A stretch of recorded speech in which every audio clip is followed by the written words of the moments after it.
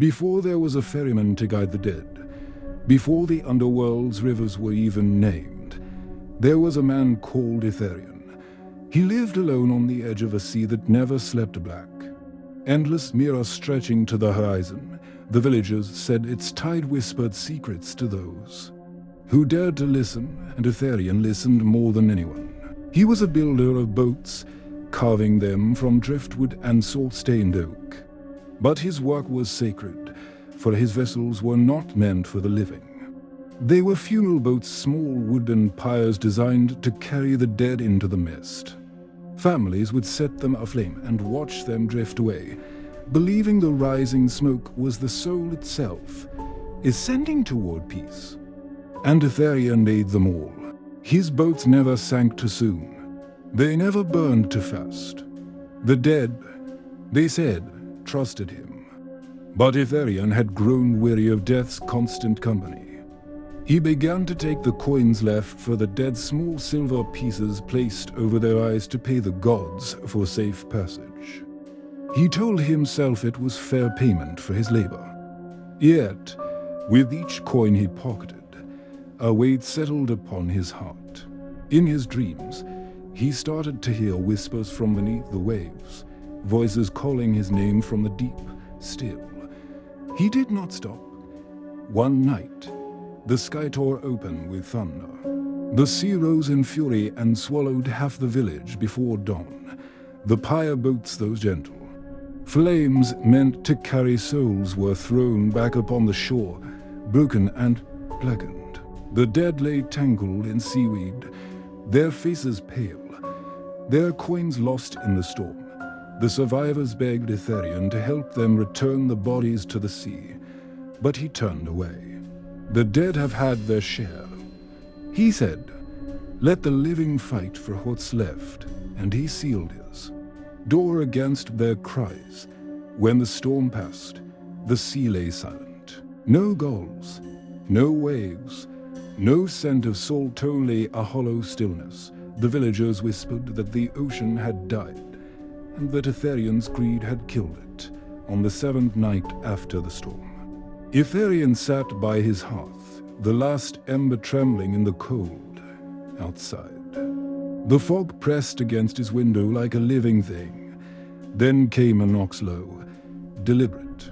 A figure stood in the doorway, tall and lean, its eyes as hollow as tide pools drained of light.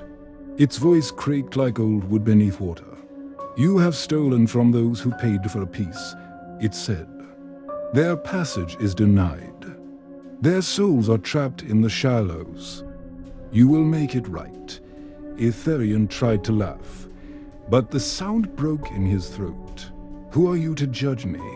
He spat. The figure stepped forward. The fire died without a sound. I am the current. I am the silence. I am what waits between every breath. And now, so are you. It pressed a coin, one of the very coins Itharion had stolen, against his eyes. The metal burned into his flesh, searing away his sight. His scream was swallowed by the sea wind. When the pain faded, he stood not in his cottage, but on a shore made of ash. The sea before him was black glass, motionless and infinite. Waiting on that shore was a single boat, his first boat, its wood charred and whispering with fire. The shadow spoke again, its voice now coming from everywhere at once, from the waves, the sky, from inside his own chest. Every coin you took shall now be your burden. You will return each soul you robbed of peace, one by one, forever. The boat ignited in ghostly flame. Itharion tried to run, but the black sand clung to his legs, pulling him toward the water from beneath the surface. Pale hands reached up, hundreds, thousands that drowned from every sea, their eyes hollow, their mouths open in silent plea. In their stillness, he understood. They did not want vengeance. They wanted passage. They wanted peace. So Itharion climbed into the burning boat. He found an oar floating beside him, smooth and white, carved from bone. When he took it in hand, The river began to move, and the dead followed. He rode through waters of darkness, through fog that never lifted. Guided only by the faint glow of his vessel's flames, the souls drifted behind him, countless and weightless, whispering fragments of lives long past. When he reached the far shore, they were gone. Their whispers faded, their faces dissolved into light, leaving only corns. Blowing faintly among the ashes at his feet, the voice of the current echoed once more. When the last soul has crossed, your burden will end. But there were always more. Every life, every death, every shore of every world poured into that black river. His flesh turned to ash, his eyes to ember. His name was forgotten.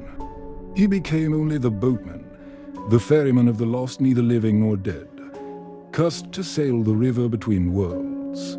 They say on certain nights, when the fog rolls low and the sea grows still, you can see a faint orange glow upon the horizon, a fire drifting silently over black water. Sailors leave a single coin on their decks, not for luck, but in case they are seen. For if the boatman's flame approaches, there is no escape. He will not speak, save for one phrase, in a voice like cracking wood and falling embers. One coin for passage, one flame for memory, and then he will take you aboard. And the world you knew will vanish behind a veil of smoke and fire. The sea remembers every sin, and it remembers his most of all. We hope you enjoyed this tale of Itharion, the boatman of the dead. If you felt the pull of the river, the fire, and the fog, leave a coin in the form of a like, and share it so the legend may live on. Thank you for watching. Until next time, may your waters stay calm, and your fires never fade.